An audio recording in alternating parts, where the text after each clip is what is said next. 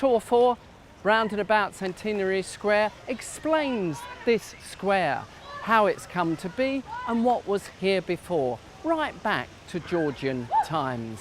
We use the square then, the artistry of the square and the buildings around it, to give a real feel for the background of Birmingham, this workshop of the world. And then we look at what the place has come to today, the people that live here, our aspirations and the ways we're driving this place forward. Round and about Centenary Square heads down to the canals. We look at the way James Brindley surveyed the canal for the industrialists of Birmingham, bringing coal and lime and metal products into the town so that they could work them and manufacture so much from them. We look at the modern day use of the canals, cycling on the towpaths, walking, even canoeing around the city centre. Birmingham's contributions to popular music have been many and varied.